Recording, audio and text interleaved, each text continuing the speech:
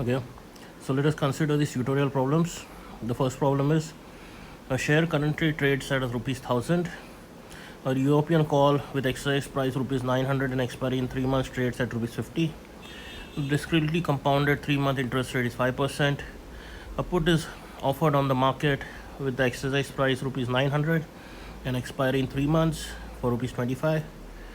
Does an arbitrary opportunity now exist? If there is such a possibility, construct a portfolio that will take advantage of it. Okay, since puts and calls have the same expiry, in principle we should have the put call parity, which will tell us this is the equation. Note that since the interest rate that is there is discretely compounded, okay, that is why in 3 months, something which is 3 rupees in rupees in 3 months is worth E divided by this factor today. If it was completely continuously compounded, this would be the equation. Remember these two. I had also talked about this in the lectures. Discrete versus continuously compounding. Now, if you just look at this, C minus P is this. It is obviously smaller than S minus E divided by 1 plus 5 divided by 100. So obviously the put call relationship parity, put call parity relationship doesn't hold. So there should be a possibility for arbitrage. How could we get an arbitrage possibility? We could do the following. We will short a stock, okay, and then we will get this cash. Okay, take that cash, use 900 by 1 plus 5 by, this is not 1000, this thing is supposed to be 100.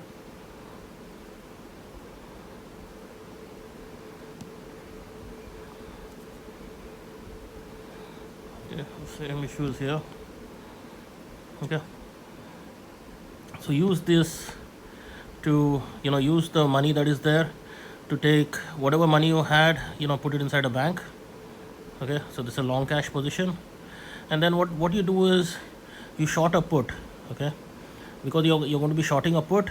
Okay, that is basically, and you're going to be longing a call. Okay, so a call costs you $50.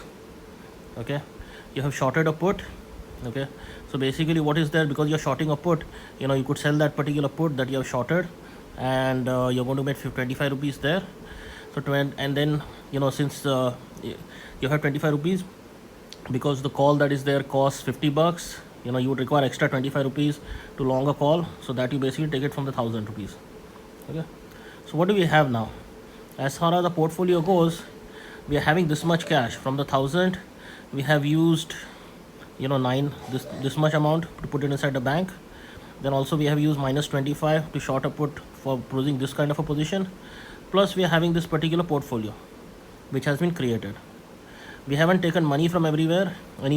Okay, as far as our total position goes, our total this goes, the value of this whole thing that is there should be equal to 0. Okay, because all we did is we shorted a stock, and so our position already is minus S, which is already included in the portfolio, and whatever money that is there, we utilize that to produce the rest of the portfolio. Okay, so what we have is the cash that is left after what we have done is to take the portfolio plus this above portfolio that we have, and there is no money taken from anywhere else, so that's why the total value that is there is 0. Now at expiry, what you have is this cash position will get compounded by this much percent, by this much amount, and the portfolio that is there, which was minus S plus the long cash position, which I'm going to call E, okay, which is 900.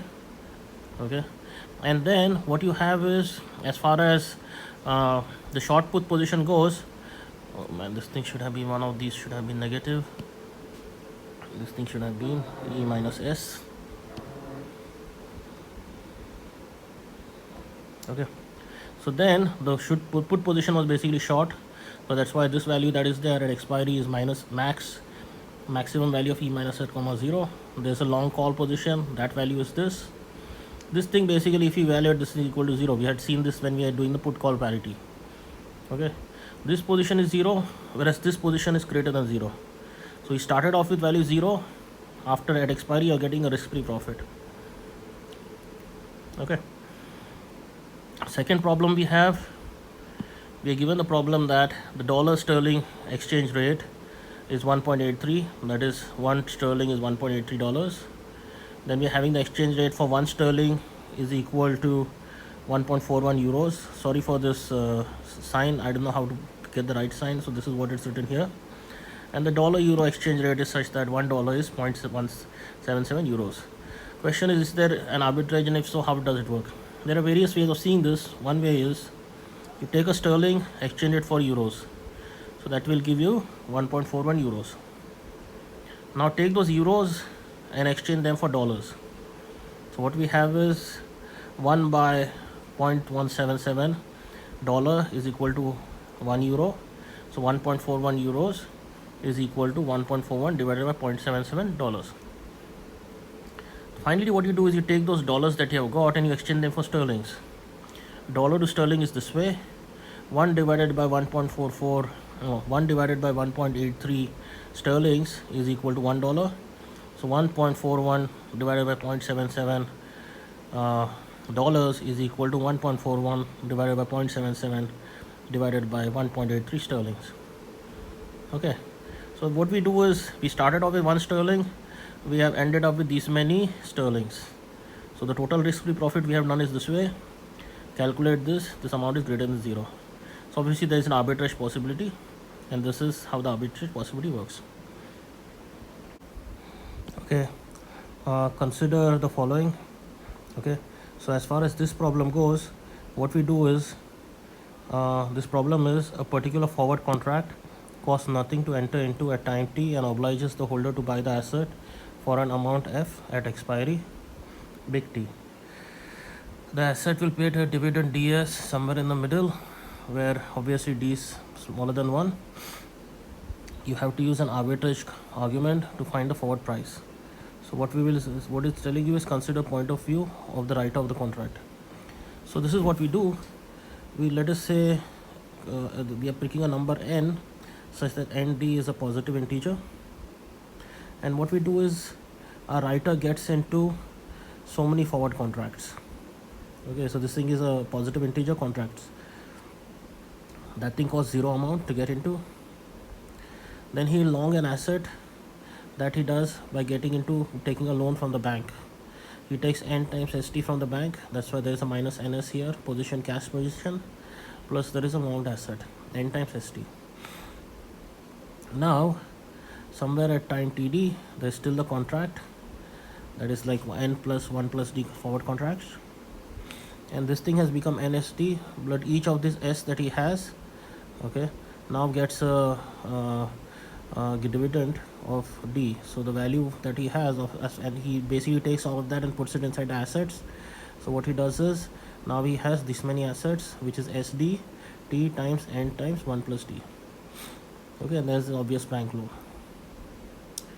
Now at expiry, this st that was there, now what he has is that, he has so many assets, n times 1 plus d assets. These will basically just become the value of the asset at time t, n plus 1 by d. The bank loan becomes minus s times s small st times the compounded interest. The forward contracts just have their particular value. These are puts. Okay, and then what we have is n plus 1 by d contracts. So that's why this is this much amount of profit that he has. No arbitrage implies there is no possibility of a profit. This portion that is there will cancel this position, and what we'll have is f times 1 plus d is just equal to this stuff. So that's why f should be equal to this stuff divided by 1 plus d. Next question that is there is number 5. Our share price is currently at 1800 rupees. At end of 1 year it will either be at 2030 or 1520. So it's like a binomial tree in 1 year. The risk-free interest rate is so much with the continuous compounding. Note, we had like discrete compounding before. We're having continuous compounding here. What it's telling you is to consider American put on this underlying. Okay, so because it's an American put, in case we say that the option is held for a year, okay, in that particular case, at expiry you will basically have these are the two values of the put option at expiry.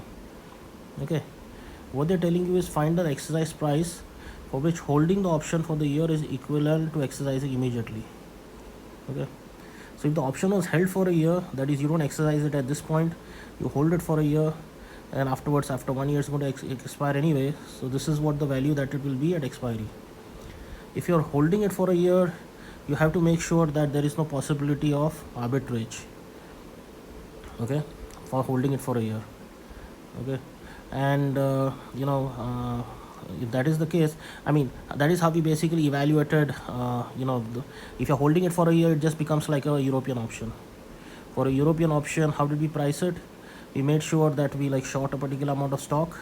It is just going to be minus delta times 1,800, and then we get a portfolio which is just this thing minus delta times the asset value at that time, minus delta times the asset value of that time, which was 1520 and 2030.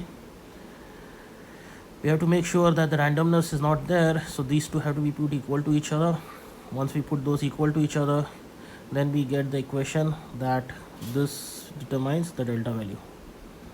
Okay, this thing is standard that we know for European options.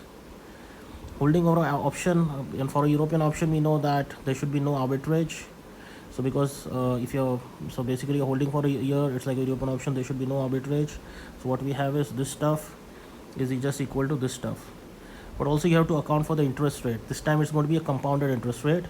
So whatever amount of value that is there over here, where both of these are equal, discounted to this position, which is by this much amount of value, should equal to this position.